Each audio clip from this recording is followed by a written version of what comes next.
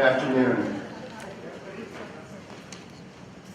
My name is Corey Glad. I'm the interim dean for the School of Liberal Arts, and welcome to the 19th Annual Brother Casimir Gabriel Costello Lecture and presentation of the awards for excellence in teaching.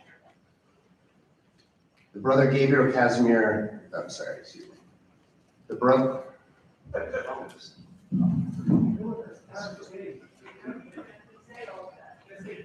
I think a little respect is due. The Brother Casimir Gabriel Costello F.S.C. Award for Excellence in Teaching recognizes a faculty member of the School of Liberal Arts who exemplifies the excellence in teaching that characterizes Manhattan College and is central to its mission and the mission of the LaSallian Christian Brothers. The award is named in memory of Brother Casimir Gabriel Costello, a member of the Manhattan College Department of History for many years, who also served as the dean of the college from 1953 to 1959. His book, The Arches of the Years, traces the history of Manhattan College from its founding until 1979. This award is made possible through the generosity of Patricia and Jack Stack.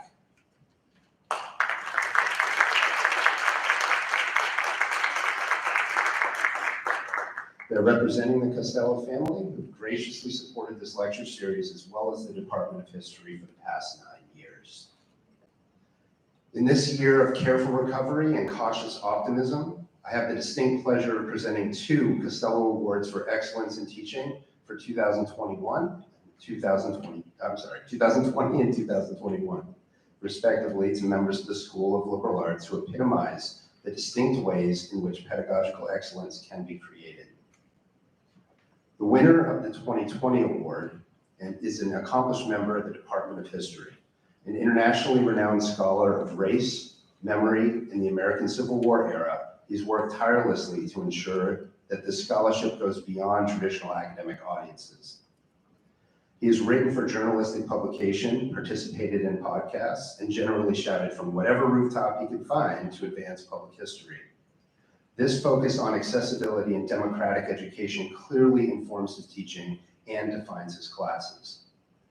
His rigorous and innovative approach to teaching history focuses on the skills needed to identify, analyze, and support claims. He shows how understanding the past is made possible through careful study of that same past. His LaSallian emphasis on whole person education and social justice is found both in the classroom and in the many research activities he organizes for his students, such as an immersive project, the Hunts Point Slave Burial Ground. In the words of students, he is very intelligent and inspirational, knowledgeable, cares, is willing to do anything he can do to help. And the best comment any outstanding teacher can receive, difficult, but very fair. Please join me in congratulating the 2020 Brother Casimir Gabriel Costello Award for Excellence in Teaching winner, Dr. Adam Aronson.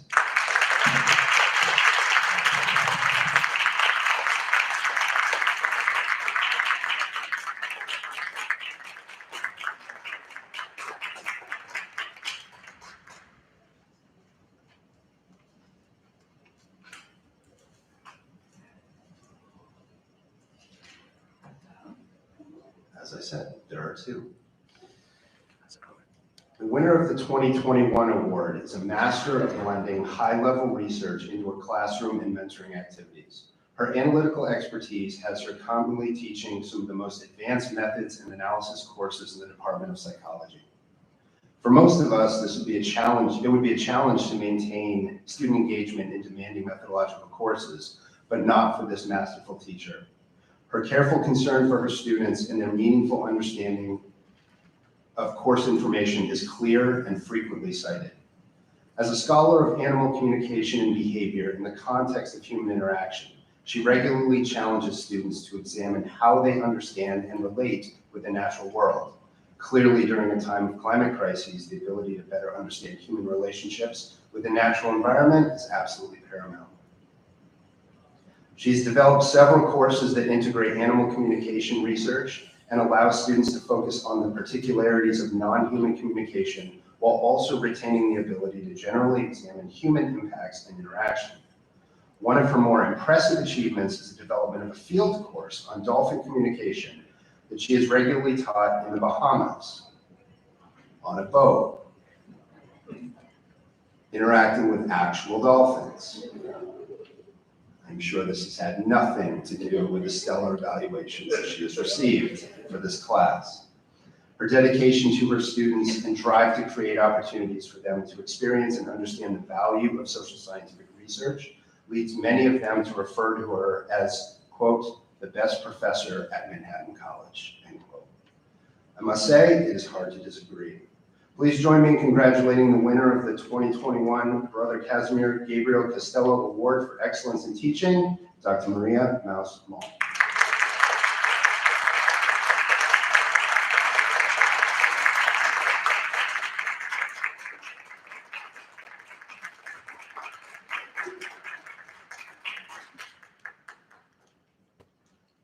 I'd now like to present the Chair of History, Dr. Jennifer Edwards, who will introduce today's honored speaker, Dr. Carol Symes. Thank you.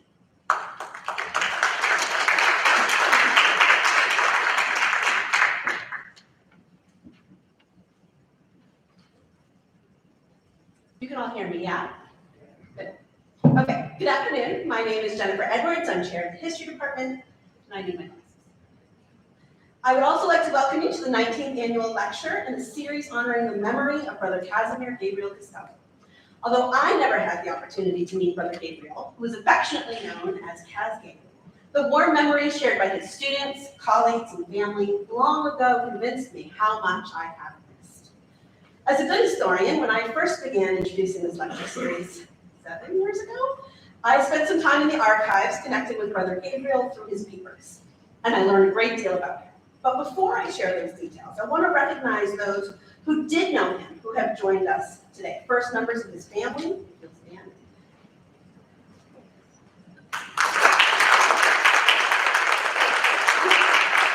His colleagues, if you'll stand.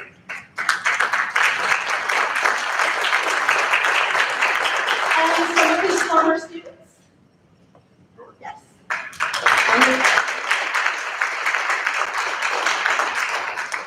Born in 1910 in Jersey City, New Jersey, to Irish immigrants and raised in Manhattan and Brooklyn by his mother after the early loss of his father, Brother Gabriel knew his vocation for the church and for history already during his school days at Holy Name. At 14, he left home to join the brothers, and 5 years later, he started teaching. His first assignments were at St. Columba's and LaSalle Academy in New York City, from which he traveled to Manhattan College to continue his education, to swim, and to play basketball. Those are sort of treated equally in his autobiography. Before he was 30, he started a career teaching college at the Staten Island division of Manhattan College, a branch campus that did not survive World War II, and studied for his PhD at Fordham University. In 1949, a few months before his 40th birthday, he came to Manhattan College to serve as head of the department, of the history department, where he taught modern European history. During his career, he was dean of the college and a delegate to the 39th General Chapter in Rome. He oversaw the split between the history and government departments. And as he noted in the 1978 registration announcement, he graduated at Nick Carter, the first woman history major graduating from Manhattan College. I know this because he used the back of some extra copies of that announcement to edit his autobiography, which is now held in our archives. Typical historian. As dean of the college, Cas Gabe stressed that the college must offer a liberal education to all of its students, no matter what their area of concentration. As he once wrote, quote, "The college exists primarily for the cultivation of intellectual virtues, and these can never yield primacy to either the functional or vocational." In this spirit, Brother Gabriel defended academic freedom, most notably during the dark days of the McCarthy era. Following the Second Vatican Council in 1962 to 65, most of his time and energy went into adapting its teachings to the life and organization of the brothers, both here on campus, in the province, and around the world. He respected tradition, but also believed that it should provide a starting point for progress. In that vein, he supported the Patcham and Terrace Institute at the college, known today as the Peace and Justice Studies program.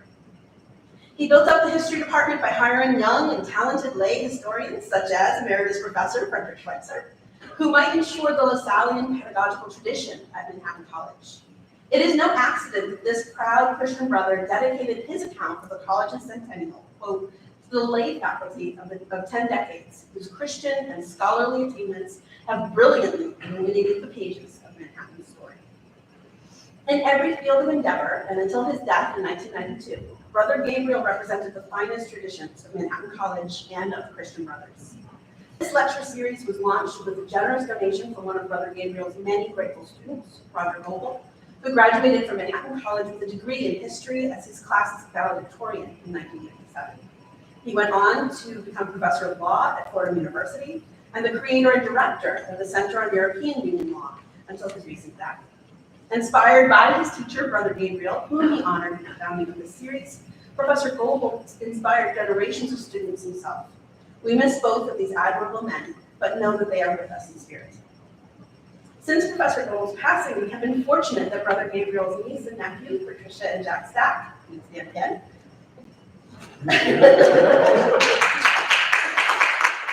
have generously continued the lecture series in addition to funding the Costello Award for Excellence in Teaching. Their generous gifts have honored Brother Gabriel's memory, both through celebrations and stimulating lectures like our program today, and through keeping intellectual curiosity and inspiring teaching at the core of our school life. It's also my pleasure to introduce our speaker today, Dr. Carol Symes, Associate Professor of History, Theater, Medieval Studies, and Classics at the University of Illinois in Urbana-Champaign. She holds degrees from Yale, Oxford, Harvard, and the Bristol Old Vic Theater School. Her first book, A Common Stage, Theater and Public Life in Medieval LS, published by Cornell, was awarded prizes by everyone. Full list in your program. Her research focuses on histories of communication and transmission, the ways people exchange ideas and information, both to each other and to us. She examines the history of performance practices in public media, the transmission and reception of ancient dramatic texts, medieval manuscript cultures, and the medievalism of World War I. She is also the co-author of Norton's Western Civilizations textbook. She was very recently, recording lectures for the grade courses program. She has created stage-worthy translations of medieval dramas, including the play of Adam, which was performed at the Cloisters in 2016 and was wonderful. I first met Dr. Symes 20 years ago when she came to Illinois for her job interview, which included a research presentation in the classroom with a blackboard. Typical setup for these events meant attaching wires to a laptop and enabling the technology. Dr. Symes instead walked up to the blackboard, placed a piece of chalk flat against the board, and made a dramatic sweep across the whole thing. Then drew in by hand a map of medieval LS. The room was absolutely captivated, and Illinois history was hers from that moment. As a member of my dissertation committee, she was an inspiring model of excellence who pushed me both gently and firmly and made my work better. I was lucky to serve as her teaching assistant for Western Civ many, many times, and watched her hold the attention of a massive class of about 600-ish students twice a week. Looking back at those notes, I realized how much I learned from her about how to teach, as well as how to explain the past. When Patricia and Jack's staff discussed a new era of the Costello Lecture and encouraged us to think about both engaging speakers and topics with contemporary and global significance, Dr. Symes and her work came immediately to mind. Her work as the founding executive editor of the Medieval Globe has been groundbreaking in examining the globalization of medieval studies, with a double inaugural issue guest edited by Monica Green on pandemic disease in the medieval world, Rethinking the Black Death, that is now a textbook for plague studies. It's no wonder that she received the Medieval Academy of America's Kinder Caro Award for service to the field of medieval studies. Dr. Symes will speak with us today about the Black Death and beyond, new lessons from plagues past. Please join me in welcoming her to Manhattan College.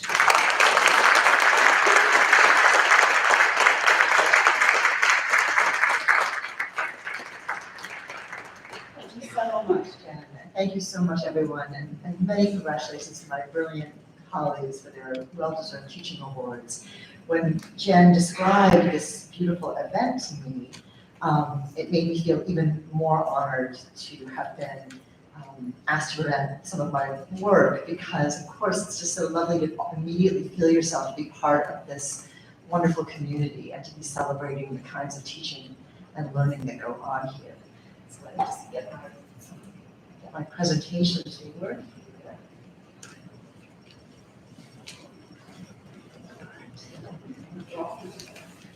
No chalk, there's no chalkboard, sir. What am I going to do? So our understanding of the medieval phenomenon known as the Black Death has been transformed in just the past decade, and we're learning more about it with almost every passing day.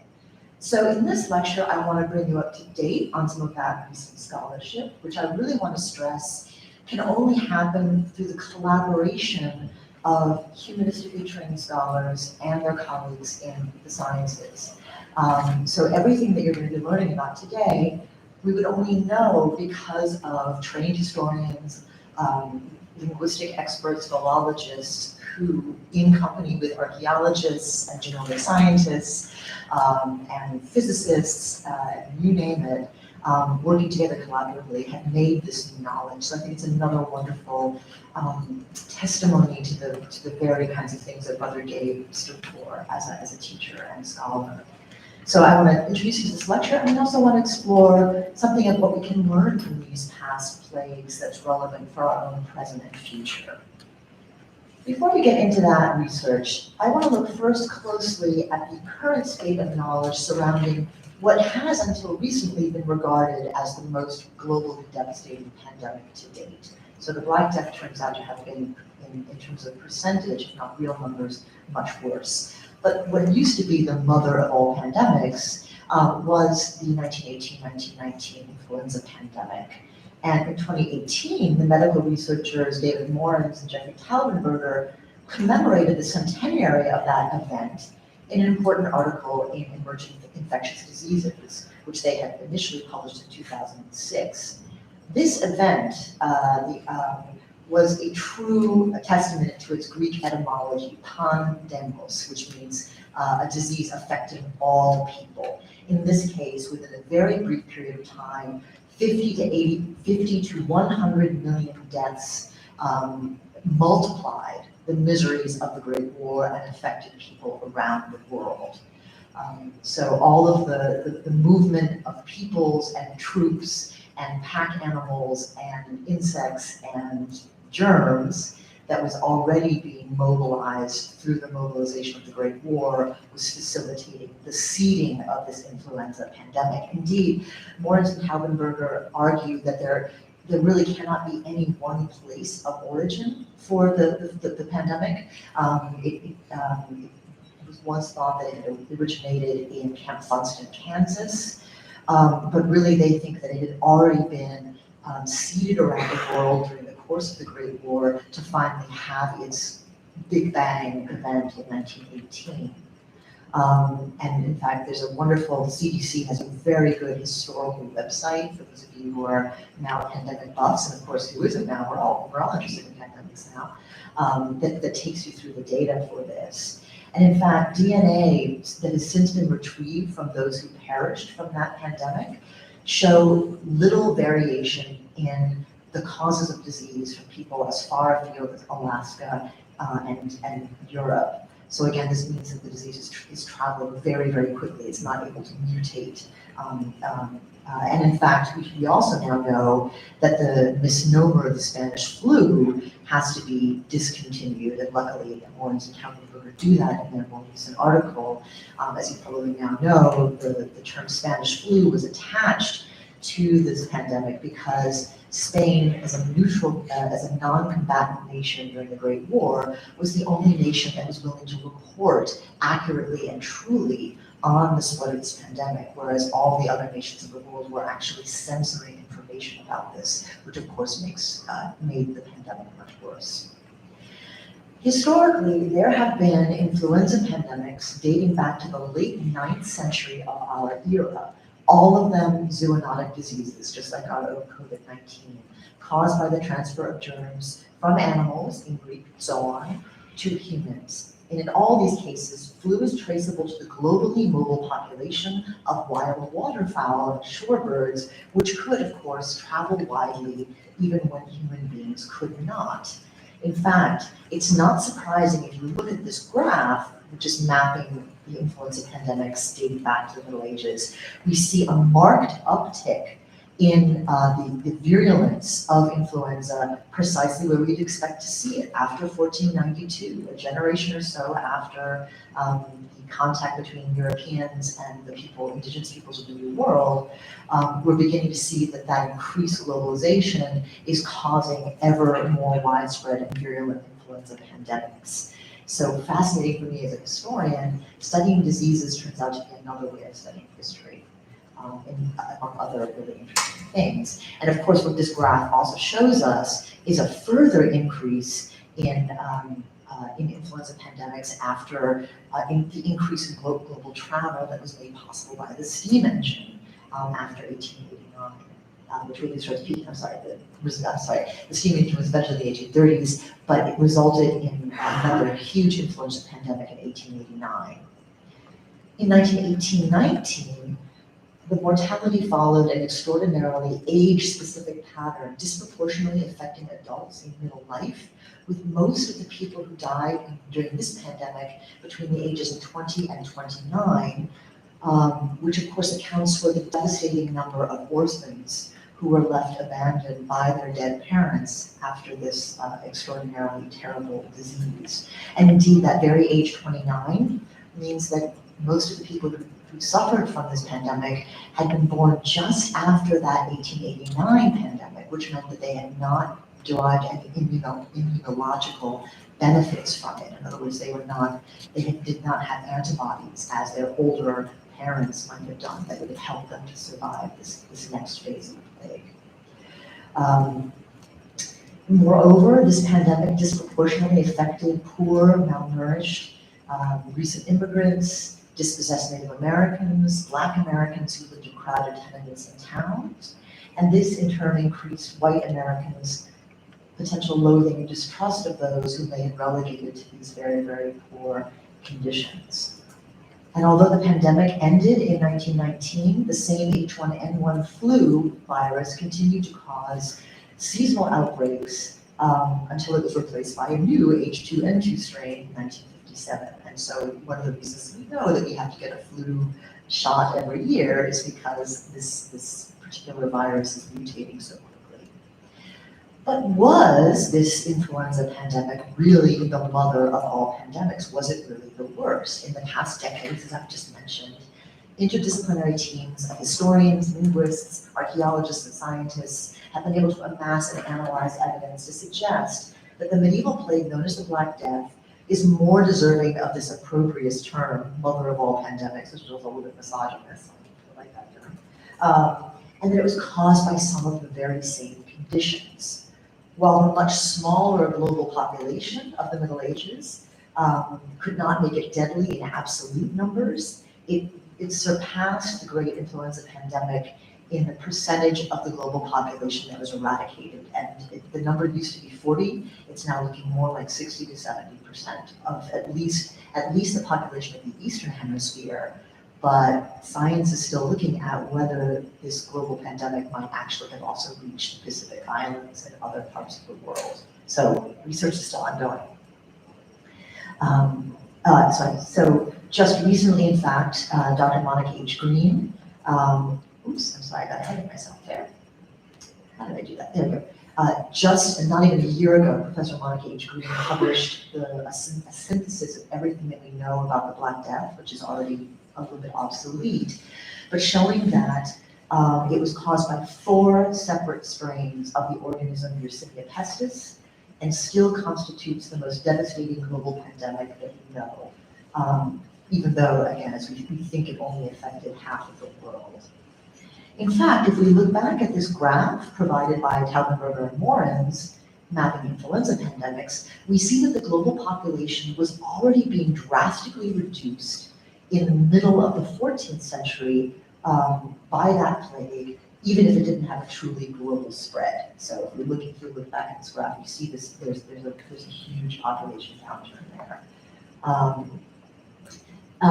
And indeed, the previous generation before the Black Death, so in the middle of the 14th century, had already had their immune systems and resistance to disease weakened by climate change. And in this case, it was the end of, so we're seeing here that substantial drop in the global population right before the Black Death, and that is caused by something called the Great Famine, which affected all peoples of the Northern Hemisphere, including here in the Americas. And one of the causes of this, I'll just explain this little graph here. So this is showing you the median high temperature, which starts to drop precipitously. This is the Justinianic plague around in the middle of the 6th century, which is also being caused by a cooling of the climate. And I'll talk a bit in a bit about why Yersinia pestis likes colder climates. But what you're seeing here is that people in the Northern Hemisphere, both in the Americas and in Eurasia, were benefiting between the years, say, 700 and 1200 from advantageous climate conditions, which had warmed the climate enough to improve agricultural conditions, to improve crop yields and things like that. And with the cooling of the climate, which begins around the year 1200 and gets terribly worse until around 1600, it results in the Little Ice Age, where even saline salitic bodies of water like the Baltic and the Thames and London, freeze over. So even before the Black Death, peoples of the medieval world are suffering the adverse effects of famine caused by this climatic change. Even before then, though, I want to put this in an even broader historical perspective, which is that we need to recognize that pandemic episodes are a feature and not a bug of all civilizations. They can all be linked to increased human and animal mobility and commensality, changes that enable more widespread travel, the exchange of commodities, as well as the sharing of pathogens among animals, insects, and humans. These conditions are invariably linked to anthropogenic, human-caused degradation of plant and animal habitats. In fact, let me see, did I get ahead of myself? Nope, I did. There we go. In fact, the very Yersinia pestis bacillus that caused the Black Death was very recently, in 2015, shown to be at least 5,000 years old. That is, the minute that we see the emergence of sedentary, densely populated civilizations in Mesopotamia, we see the emergence of this pandemic. We see the emergence of this virulent disease, which is being caused by the transfer of germs from animals to humans. And of course, this is happening because in the Bronze Age, there is increased movements of peoples. People are living together in more densely packed communities. They are competing for the resources of copper and tin that give us the word the Bronze Age. And they are settling together in this case of the Fertile Crescent. Of course, we're seeing similar types of patterns in what is now China and in the Americas. And all of these things are creating what the anthropologist James C. Scott has called multi-species resettlement camps. That's what he calls these early cities, because precisely what is happening is that you are taking all of these insects and animals and people, and you are putting them into a very, very small place, and they are sharing all of their germs together. So when we look at this map, on the one hand, we see things that we would celebrate, the emergence of these early civilizations, that are creating perfect petri dish conditions for the generation and spread of diseases. And indeed, many of these early civilizations were dependent upon enforced or enslaved labor, so that you have teams of farmers clearing land, digging canals, coming into closer and closer contact with animal species, bringing these germs back into the walled settlements of these towns. They're going to get, many of these early towns have temple warehouses which store the communal food supply. These are being contaminated. So again, we're really seeing this is the dark underbelly here of civilization. And in fact, two of these early cities that have been excavated recently, Şapakuyuk in what is now Turkey, and Jericho in Palestine, are really sort of excellent examples of this phenomenon. Indeed, in the medieval Epic of Gilgamesh, The city of the ancient city of Ur, very much like the ancient city of Jericho, is described as divided up into three parts. It's part buildings, and people are literally living on top of one another in kind of apartment complexes. Clay pits for building more buildings, and orchards and sheepfolds for animals. So the animals are brought inside the walls of the settlement, which again also increases the likelihood of the spread of disease. So what James C. Scott has said is that when we historians of ancient Mesopotamia read the historical record and we read about the grand achievements of these civilizations, what we're looking at is sort of a very brief moment of a high point in civilization, a high point in terms of productivity and prosperity and strong autocratic rule, which is, he reckons, likens to the building of a pyramid at a family gathering, where the minute that after that snapshot is taken, the whole thing is going to collapse, and that's how he describes this phenomenon. Even before, the onset of both pandemic and more localized epidemics thus is really inevitable. And the first documented account, the first narrative account of an epidemic in the year 430 BC also documents one of the things that tend to come alongside these episodes, which is societal breakdown. It comes from the Athenian turned exile Thucydides, who wrote his history of the war between Athens and Sparta and their allies in the aftermath of one of these epidemic events. And many of you have probably read the soaring funeral speech given by the Athenian general Pericles during the winter before this epidemic broke out, which he celebrates the institutions of democracy and all the things that make Athens wonderful, eulogizing the young men who had died in the initial campaigns of the war. But if you read on immediately after the speech, which is recorded for us by Thucydides, who was there, no sooner had the sound of Pericles' oratory died away, but the very policies and stratagems that had led to the outbreak of the war, were causing the conditions for a pandemic. Which would kill about 100,000 people in Athens alone. And in fact, the population of Athens had just increased due to overcrowding because Pericles decided to bring all of the peoples from the hinterland outside of Athens. So Attica there is that region around Athens. Pericles had made a strategic decision to abandon farmsteads and homesteads in the countryside, bring the entire rural population within the walls of Athens, to abandon those fields to the Spartans because they couldn't be adequately protected. But this means that the population of Athens is now swelled by tens of thousands of these rural refugees, again, from the farms, bringing with them their animals and bringing with them all of these potentials for diseases.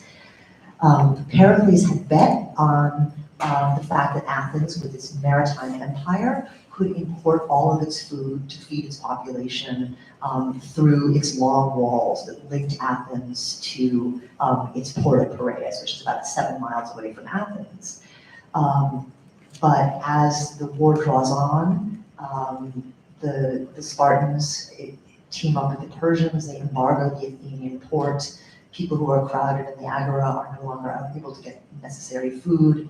And so we basically see the breakdown of civil society in ancient Athens. And Thucydides describes this for us in his history. He describes scenes which are familiar to us from accounts of the Black Death, and indeed from our own experiences, and I should say your own experience in particular here in the New York City area, that bodies of dead are dying on lying piled on one another. Funeral customs, which had been previously observed, had to be abandoned. We see a decline in degree of lawlessness, according to Pericles. People more willing to do things which they would not previously admitted to doing. So again, we're seeing some eerily similar kind of effects of the plague. And meanwhile, of course, because Athens has abandoned the farmsteads in the countryside, the Spartans have come in and burned all of their olive groves and wine vines, which take generations to actually grow back to fruition. So this is actually the field of Marathon with its now healthy wine vines. So that's our first narrative of pandemic. What about this other medieval pandemic, the Black Death?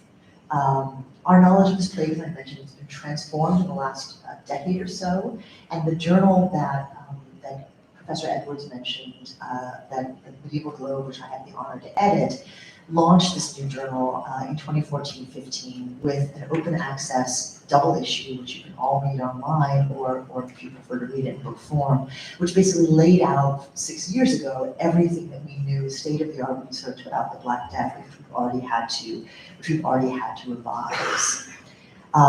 This research was catalyzed in the year 2011 by the excavation of one of London's massive cemeteries for the victims of the Black Death. This was undertaken by a team of historians and archaeologists, bioarchaeologists, and genomic scientists who were able to extract ancient DNA from the teeth of these victims. Teeth and bones and teeth, both good for ancient DNA, teeth are even better. And this ancient DNA extraction led in turn to the sequencing of the Yersinia pestis genome in 2013. And what I'm showing you here is essentially the family tree of Yersinia pestis, this persnickety little virus, which again, as we now know, the family tree begins in the Bronze Age, 5,000 years ago, around the year 3000 BCE. And what we're seeing here are, just like any living organism, it grows and changes, it morphs, it puts out new branches of the family tree.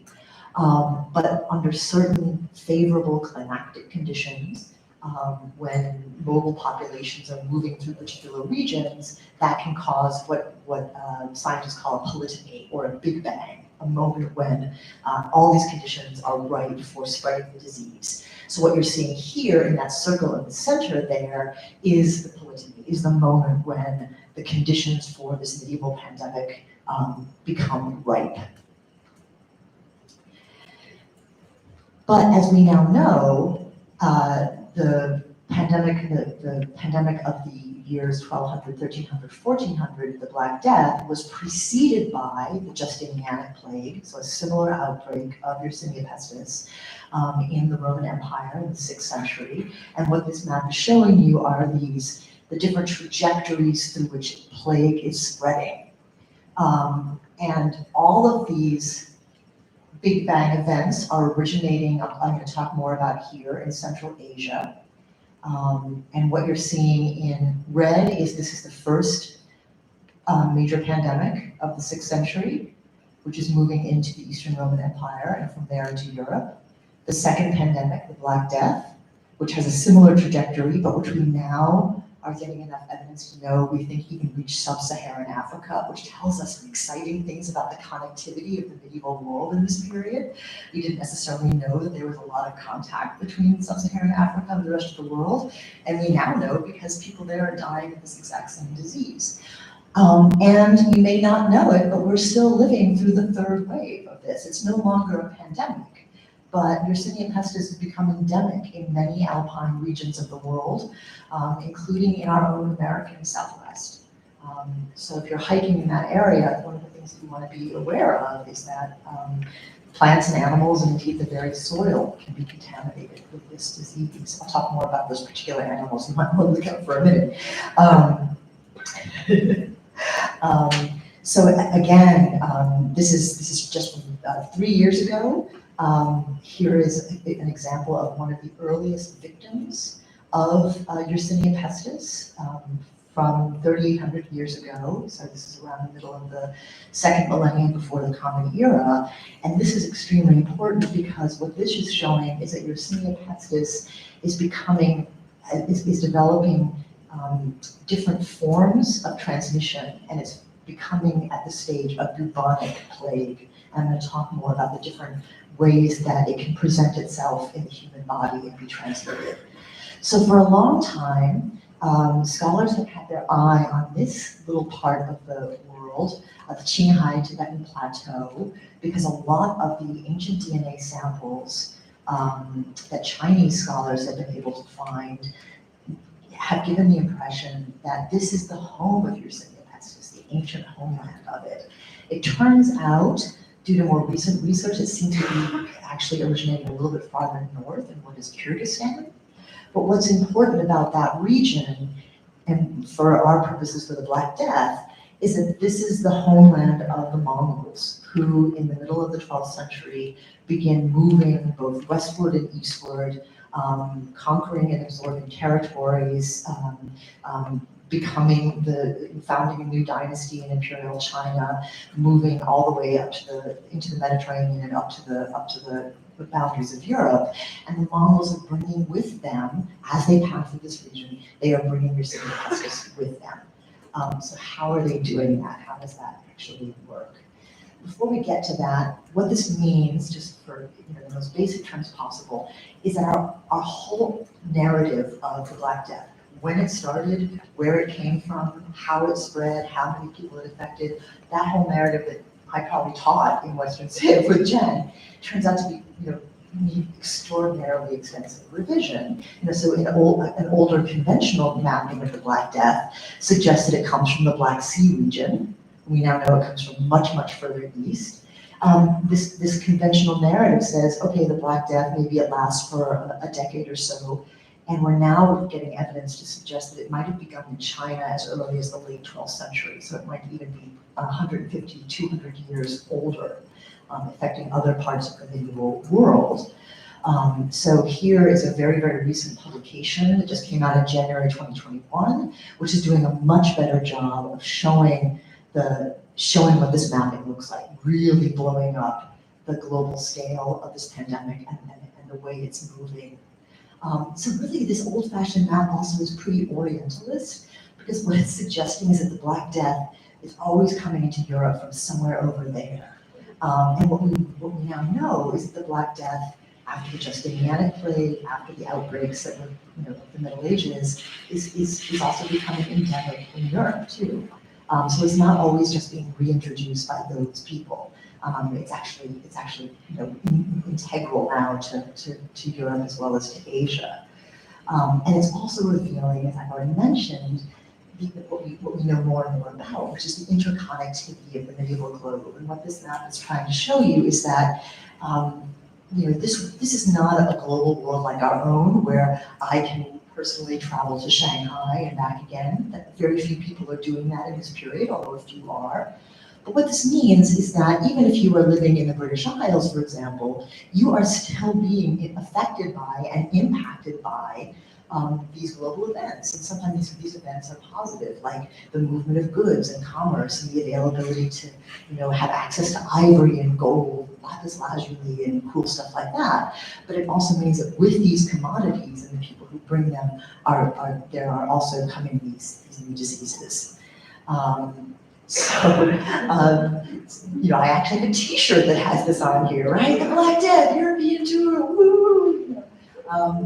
And what, of course, the other thing we have to revise is that the poor, humble rat and the fleas, which have been blamed as sort of the major progenitor of the Black Death, they turn out to have been framed by a lot of other animal species, and in particular, species that thrive in precisely these types. So the Black Yersinia pestis likes cool, dry climates.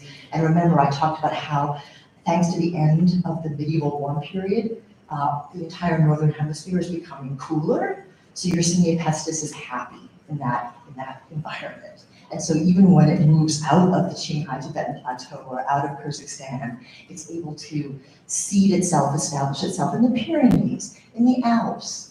And in these places live a creature called the marmot. Let me see here. This little guy, actually he's huge, they're like this big. They're super, super cute. They're super sociable. I have a student of mine who hikes in New Mexico. who had not heard this lecture, and he said that he was approached by a marmot, and I'm like, you know that marmot could actually be carrying Yersinia pestis? He's like, no, I did not know that. So marmots, as this slide suggests, are super sociable. They were favored by the Mongols for their beautiful warm fur.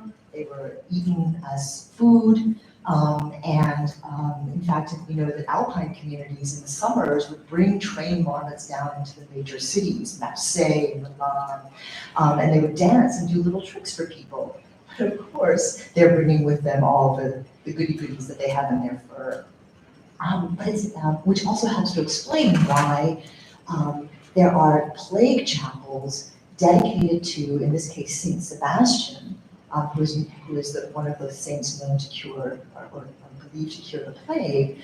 There are plague chapels dedicated to Saint Sebastian being built in the French Alps in the 15th, 16th, 17th centuries. In other words, hundreds of years after we thought the Black Death was occurring, because of course people are still suffering from outbreaks of this disease. So here we see a chapel, ostensibly we should be 100, 150 years past the Black Death at this point, but chapels are still being dedicated to Saint Sebastian, and here we see a physician treating a family. In this case, the mother of the family has a lymphatic bubo here on her neck, and we see her husband, or her son here, her husband seems to have one under his arm, another little child might be also pointing to the development of this. And here we have a little baby in the cradle. Hard to know what has become of that poor child. But it's not just marmots.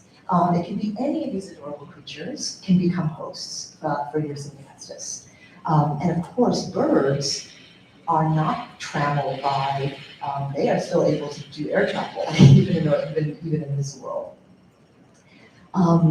So what this means in practice is that when we survey the Afro-Eurasian landmass, what aerial archaeology can tell us is that the massive mortality of the Black Death means that we see thousands upon thousands of abandoned towns and villages. And what this also means is that the population of Afro-Eurasia had long since reached its limits. That the Great Famine calls off some of them, but basically, thanks to the medieval war period, the population of this medieval globe had become unsustainable. If you look at this, look at what they were trying to grow things on this stony field in Cornwall, because every single inch of agricultural land is being put under the plow to feed this massive population. The fact that all of these farmsteads are abandoned after the mortality of the Black Death is really significant. We're also learning to reread some of our medieval sources. So for many, many generations, medieval accounts of the Black Death were kind of poo-pooed by scholars because it seemed that people were reporting symptoms that didn't make any sense. So here we have this account by Agnolo di Tura of Siena, who says, "For the illness seemed to strike through breath and sight." So this is just, typical medieval person, you're kind of stupid, you don't know what you're seeing here. But it turns out that one of the things that makes Yersinia pestis so terrifying, rightly, is that it can present in at least 5 different ways. So one of the things that drove me a little bit crazy when the press would report on the similarities between our pandemic and that of the Middle Ages, is they would always call it bubonic plague. But the point of the Black Death is that it's not just bubonic, that yes, it can attack your lymphatic system, and that means that you can develop these painful buboes in your groin or armpits or neck, but it's even more deadly if it's septicemic, if it enters your body through a wound, that it can be pneumonic, you can literally breathe it in. So Agnolo di Tura is not being a crazy person when he says it seems to strike through breath and sight. You can also, again, think of those delicious marmots. If you're eating one of them, you can then develop a gastrointestinal or pharyngeal plague. So it looks like our medieval sources are better than we thought they were at actually reporting these symptoms. And the fact that Agnolo actually goes on to say that that dogs are dragging out bodies and devouring them, Other sources talk about people being so desperate that they're eating domestic animals. So again, this is going to just simply increase the spread of the disease at this point. So I'm going to sort of take this is my last section. So in addition to talking about the history of pandemics, one of the things that I hope you're taking away is that historians play a really, really important role in studying these public health crises. You know, of course, we're so indebted to our colleagues in the STEM fields, but you kind of need us to tell you where where the cemeteries are, how to read the sources, how to contextualize them. And I think it's a really wonderful example that I've shown you here, the website of Professor Howard Markle at Michigan. And it was Professor Markle and his colleagues who assembled and analyzed the data from the 1918-19 flu pandemic. And that enabled him to conceptualize the process of flattening the curve. It is from a historian and a historian of science and medicine that we get the whole idea of flattening the curve. And how would he do that? Through straightforward historical research. He did quantitative analysis of the data from the 1918-19 pandemic, and that's how he came up with the idea of flattening the curve. My own, much more humble contribution here today, I just want to call attention to some of the recurrent patterns that I think we can see when we study any of these pre-modern pandemics. And one of the things that we're clearly seeing is anthropogenic overreach. Humans having too much of an impact on their surrounding environment, coming closer, destroying habitats, coming closer and closer to animals, and not being aware of the damage that is being done, which stimulates the conditions for outbreak. And in the condition, in the case of the medieval Black Death, all of these abandoned villages show us how far people had been encroaching on their environment, how little of the actual natural environment was left. These are just some images from England. I've already shown you that one from Cornwall. So that's one. What we also see is that already weakened and unequal socioeconomic infrastructures can contribute to the spread and cause of the disease, and also disproportionate suffering to marginalized peoples. In the case of the Middle Ages, we're talking about peasant laborers, the essential workers of any period. The people who are providing the Middle Ages, they weren't grocery store cashiers, but they were the people who are actually providing the labor and the food. They are the ones on the front lines of this disease, as our own essential workers were. The breakdown of fragile institutions of governance, community norms, scapegoating, structural racism, things that we have seen in our own time. In my period, this disproportionately affects the Jewish communities of Christian Europe. And one of the more disturbing, and I'll just show you one image, one of the most disturbing things that we published in that issue of the Medieval Globe was new archaeological evidence from a tiny town in Catalonia called Tàrrega, which shows us that the Jewish population of this tiny town, who had been living side by side with their Christian neighbors for generations, were being slaughtered by those same neighbors using farm tools in July of 1348, and that the victims of this pogrom were later carefully buried by their surviving friends and relatives according to Jewish burial custom. In other words, these are not mass graves being done by murderers and just throwing bodies in. These are bodies often in a highly developed state of decomposition, but which are being carefully laid to rest by the survivors. And this was important not only for its own sake, but we have many narrative accounts of pogroms against Jews in medieval Europe. So here's the narrative account of this exact same pogrom in the Royal Archives of Spain. But we almost never had any archaeological proof of this. So now we have clear and present narrative proof of what can happen when these stresses on these communities mean that the most fragile and marginalized members of that community are exposed. And then we have this powerful archaeological evidence that goes along with it. We obviously received in the Middle Ages as now uneven or uninformed public health responses, which of course have enormous consequences not just for the loss of life, but for the infrastructures of society.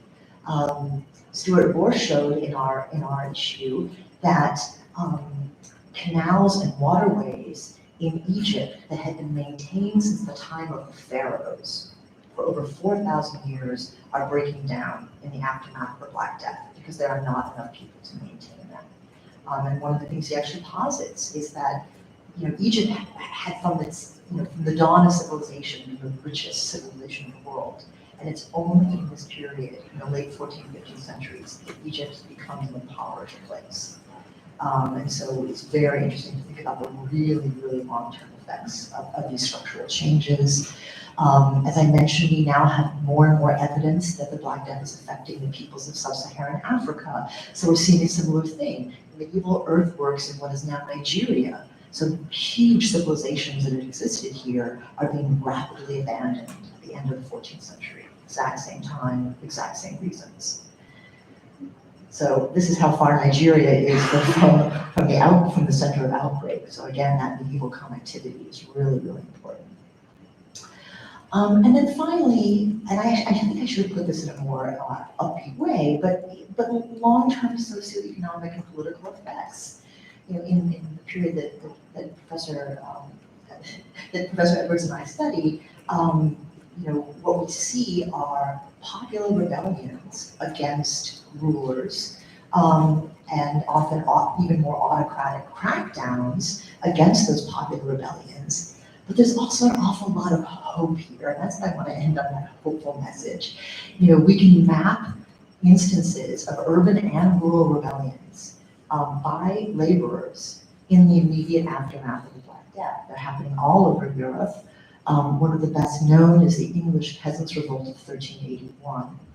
And this is happening precisely because laborers, marginalized peoples, essential workers are beginning to recognize that their labor is valuable and that they can band together to demand higher wages. So no matter how many times the English Parliament passes this thing called the Statute of Laborers, which scolds peasants for not being willing to stay on the farm and just take poverty wages, and they're moving all around, and oh, you gotta stay back there.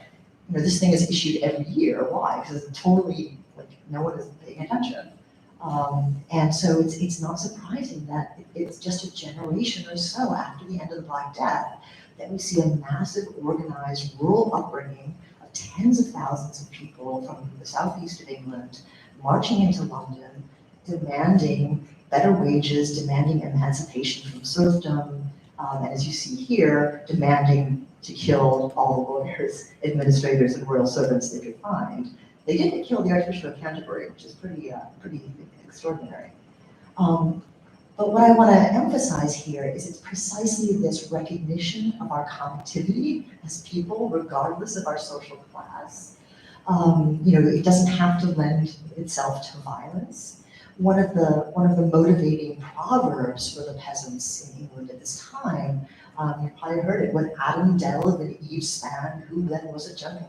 In other words, when Adam had to till the soil and when Eve had to spin to clothe the family, we're all the same under the clothes. And what the Black Death had exposed is that no matter how high up you are in the hierarchy, you are still vulnerable.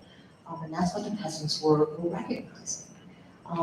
And I also want to say that this is not disconnected from an extraordinary new religious and cultural movement, which is the drive toward the translation of the Bible into English by the English theologian John Wycliffe and his followers, which of course has this extraordinary impact on people's understanding of their humanity and spirituality. This is the very first page of one of the Wycliffite Bibles, and you can see, even if you can't read Middle English, this is the Gospel of John. In the beginning was the Word, and the Word was at God, with God, and God was the Word.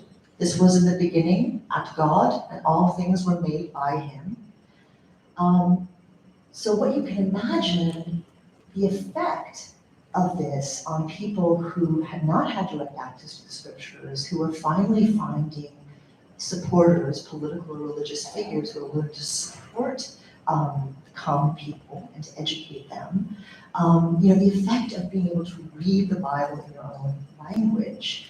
So you can imagine, this is the prologue to Wycliffe's Bible, where he tells us that, Christ said the gospel should be preached in all lands, and that any English person, should be able to read and construe and interpret the Bible even better than a cleric, written in Latin.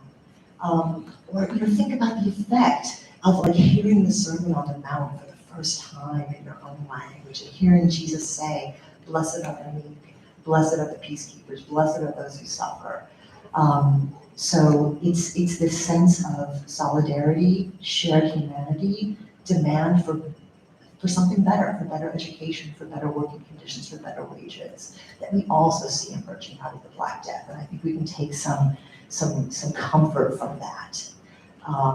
So I just want to conclude with the image that illustrated our talk, which is, of course, that rather than looking at the medieval plague doctor in his weird Gothic gear, we can put on our own PPE and look in the mirror and see so many similarities between the experiences of the distant past and those of our present. So thank you so much.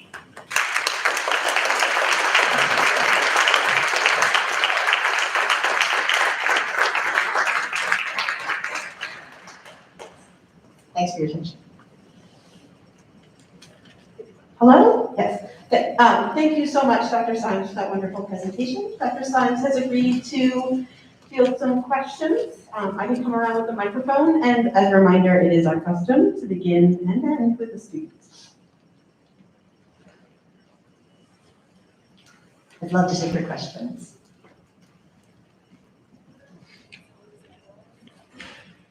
So thank you. I'm just curious as to what it's like to work with the science side of things and then to kind of do historical analysis and piece together history at the same time. What is it like just time-wise, working and waiting for scientific results and also working through historical documents? Fantastic question, because often the pace of these two different kinds of research move at different scales.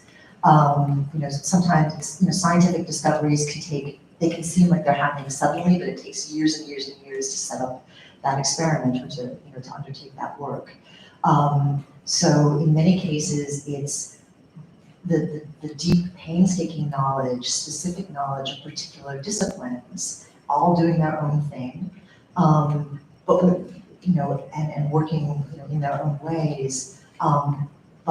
So that takes time. The other thing that takes time is to get those people around the same table, as it were, either literally or virtually, and get them to talk to one another, because we all have different specialized vocabularies, and we all have different indices of what counts as proof, and and so part of the amazing work that historians like Dr. Monica Green can do, which is to, as a humanist, know enough about the science to be able to basically act as a translator between all of these different groups of people, and to be thinking about, okay, this is evident, this is evidence that historians would, so historians need to tell you where they think the Black Death Cemetery is, archaeologists can excavate it, then we can extract the ancient DNA, and then we can run that analysis. That whole collaboration is often years in the making. I will also say, I think this is also really just such an important point, because humanists tend to work, at least it has been the case for a long time, that humanists tend to work solitarily as individuals. You go to a library, you do your archival research, but this is type of work that really requires collaboration. And one of the difficulties, one of the hurdles that we need to overcome now in higher education is that humanists aren't often trained to work in that way. And often our STEM colleagues aren't trained to think, hey, maybe I should get a historian in here to tell me what this might mean in its historical context. So it's both the painstaking time that these things take, but it's also the willingness to recognize that when you reach the edge of your knowledge, you need to reach out to other people and be willing to involve them. Does that help? Yeah. So again, I've never done an archaeological dig, I would love to do one, but I now know enough about how that is done. I know enough about how the sequencing of a genome is done and what that data can reveal to be able to read that data, even if I can't reproduce it myself. Yeah. And that was something I was not trained to do in graduate school. So this also means that historians of the future are going to need to have all of these new skills. So we have a question over here. Oh, so sorry. Yes. That was wonderful, thank you so much. I was really intrigued by the ways in which you were thinking about global warming and global cooling. And so obviously certain things become more common in the cold areas. Do we have any evidence about things getting unlocked when we get into the warm periods in between? And is that part of the ways in which research is going in the future? I would love, for example, to do a special issue of the Medieval Globe on the medieval warm period, because we know that it's affecting the northern hemisphere in the Americas as well as in the global north in Eurasia. And so, but the kind of comparative work that you would need to do to sort of study, is agricultural, so in Illinois, where I now live, there was a massive medieval empire called Cahokia on the Mississippi, which basically controlled the Mississippi waterway all the way up into Canada, had trading contacts with the Aztecs, actually had colonial connections with the southeast of what is now the United States. Cahokia is becoming a powerful civilization in the 11th and 12th centuries at the height of the medieval warm period. So one of the questions is how are these favorable climactic conditions enabling essentially parallel empire building projects in Europe, in Asia, as well as in the Americas? What kinds of things are being enabled by that? But we've been so siloed in our research, and of course we have to. You need specific, in some sense you need specific, detailed, site-specific knowledge to do this work. But until we start talking to other historians and scholars who work in these different world areas and start asking the same questions and trying to collect the same kinds of data, these things are going to always look disconnected.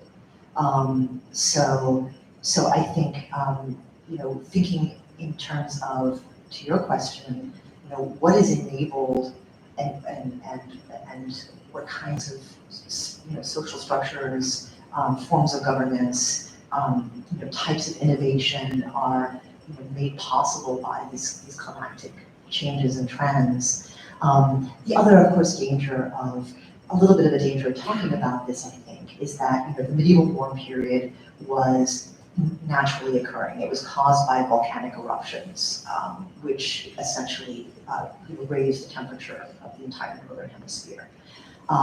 So it wasn't man-made climate change on the scale that we're facing now. But one of the things that I was emphasizing in my talk is that all of these pandemic incidents are related to human-caused changes of one kind or another, whether it's the degradation of animal habitats or the over-farming of the entire human facility, from Ireland to Siberia, everything that can be under corn, under grain, by 1300 is needed to sustain the population. So I think there's this is a super exciting time actually to be a historian, because there's so many different cool ways to study and think about these trends, on a macro level and on a smaller level too. Yeah. There was a question here, Jim. As I too must commend you for a tremendous presentation, connectivity, the disciplines as well as in historical fact. I couldn't help remember Thucydides. The sequel to what you presented is tyrants arise, demagogues arise, and the democracy is destroyed. Exactly. I wonder, do you have any other instance when you spoke about the peasants' revolt of 1381? So I thought you were going in the same direction, that authority comes under great strain and in danger of being overthrown. And I think depending on what the nature of that political power is, those changes could possibly be advantageous. So, for example, leaders of the revolt are eventually captured and executed. but the standards of living for the people who survived the Black Death are actually much, much better than for the people who've been for many, many generations previously. You're absolutely right. I mean, what Thucydides describes in his amazing history of the Peloponnesian War is that Athens loses its empire and its democracy as a result of its military and political overreach. And the pandemic is a symptom of that. And that the disruptions that are, basically democracy is one of the casualties of that. So of course, if you're a champion of those democratic institutions, that is a real, that's a loss. But I think what we also see, and there's so much fantastic new research on this now, and what we also see is that people, even in antiquity, often took advantage of these elements to kind of hit the reset button and to get rid of autocratic rulers and to actually make different decisions about how they were going to, about their agricultural practices. That there was it turns out that people in the ancient world understood to a degree that their encroachment on natural habitats, for example, was not good. And that it would lead to certain kinds of authority, that these ancient Mesopotamian cities were often very extractive, both of human labor and of the environment. And we're seeing more and more evidence that people would push back against those things. So clearly, one of the things that, I'm a historian, not a prophet, although those two things, both in the Judeo-Christian and even in the Asian tradition are often two sides of the same coin. One of the things I keep thinking, okay, is this going to be ultimately a good thing for those of us who survive in our current pandemic situation, or are we going to see this being a pretext for the kind of tyrannical rule that is enabled, by the 30 tyrants in Athens, for example? It's such a great question. You mentioned the pogrom. Yeah.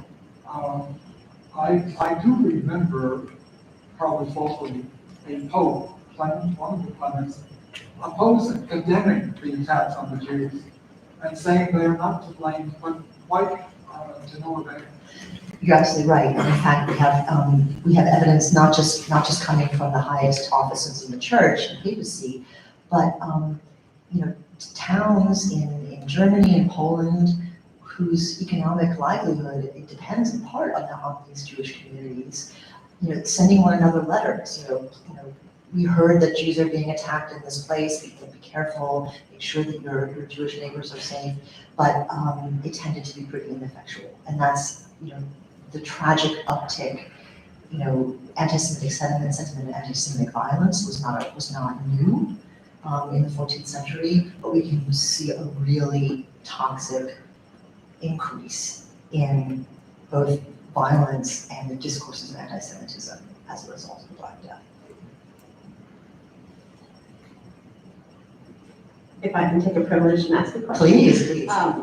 So I'm thinking a lot about where we are right now, of course, and the climate, and I'm wondering if there's something to this moment where, it's not a good time for Yersinia pestis, but we're seeing, a rapid increase of new viruses instead of the bacteria infection. I wonder if that has some correlation to these trends that you're seeing, but that the climate is now permitting a new opportunity for viruses rather than that bacteria.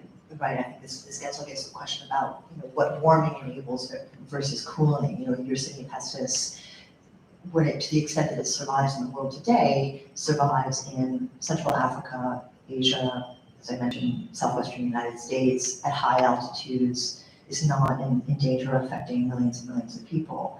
But what we're seeing with our own COVID-19 and allied viruses is that these are viruses that tend to prefer warmth and humidity, that are becoming more and more easily transmissible. When I showed you the chart of the family tree of Black Death, we all kind of understand that now because we know the Delta variant, right? It's precisely what's happening is that COVID-19 is growing a new limb. It's growing a new way. It's a living organism that wants to survive, and so it's going to evolve and mutate and change, just like any other living organism, to create the conditions and to locate the conditions in which it's favorable. So Another reason to be concerned about climate science and climate change is that if these changes that we are in part responsible for are enabling those conditions, that's another reason to feel very urgent about this moment. People in Glasgow, pay attention.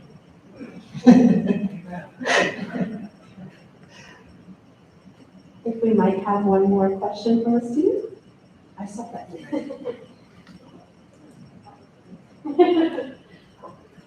So you had kind of briefly mentioned how like our conventional narrative of the spread of the Black Death has like the shades of Orientalism, and you also mentioned kind of how this crisis fostered anti-Semitism. So with that, I wanted to ask you, this kind of is acknowledging like the productive power of attributing origins of crises or phenomenon and ascribing these origins. So I wanted to ask, like, have you noticed certain groups being scapegoated for pandemic incidents? And like, if so, is there comparisons between like the contemporary context of groups we see blamed for this and the historical contexts? And how can we understand the implications of ascribing these origins to certain groups? No, it's a great question, and one of the reasons why we're all troubled by the discourse of the China virus, for example, Spanish flu, is precisely because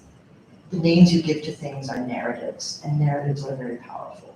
And by implicating or pretending to implicate certain people in something that is mysterious and terrifying, is clearly what we see happening in antiquity and the Middle Ages, and it's what we have seen happening in our own culture, targeting at Asian Americans.